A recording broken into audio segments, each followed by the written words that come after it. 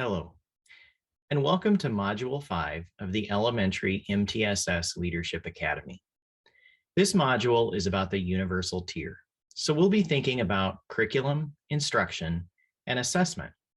And this applies to all students. We like to think of the universal tier as the gift that all students receive, instructionally speaking. It doesn't matter if a student has an IEP, is learning English, or any other characteristic. This student gets to participate in the universal tier of instruction. Now, in this module, we'll be thinking about things like curriculum. And sometimes people think of curriculum as the purchased materials that we use to support instruction.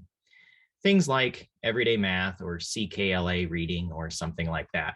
But we like to think more broadly of curriculum as the standards and competencies that we want all students to be able to accomplish by the time that they are finished with instruction.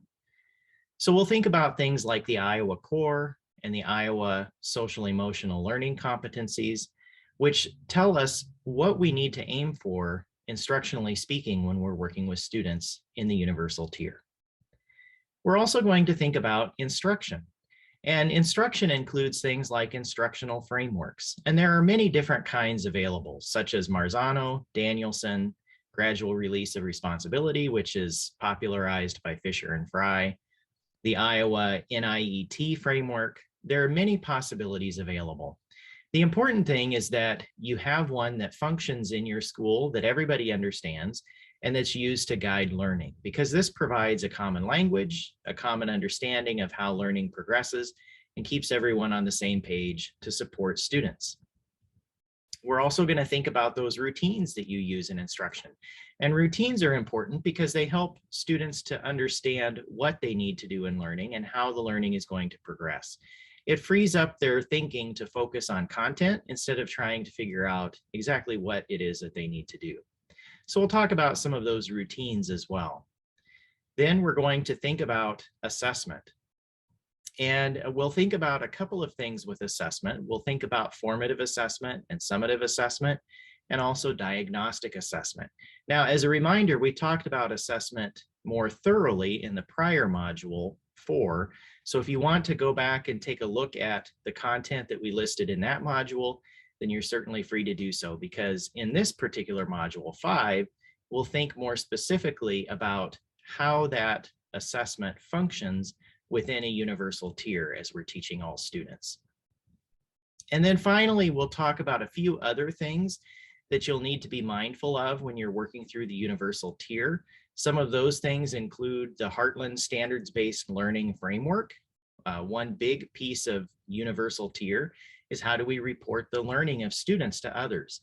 And so that Heartland Standards-Based Learning Framework could be a support to your school in this way.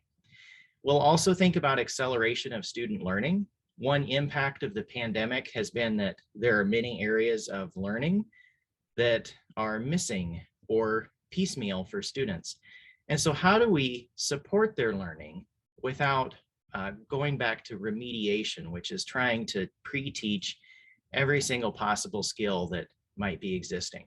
So we'll think about keeping students on track, on progress with their grade level standards, not slowing down instruction, but how do we support those things that could be missing because of the pandemic?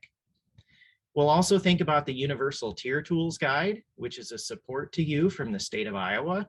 And it's a comprehensive way to look at your universal tier and think about the building blocks that are mentioned in that Universal Tier Tools Guide and make a plan for any areas that may need to be addressed.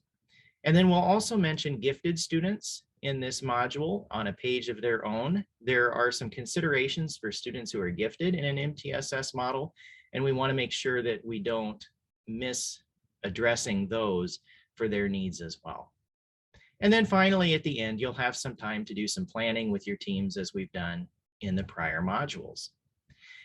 There's a lot of content in this module, and just as a reminder, Heartland has consultants who are available to support you in this work.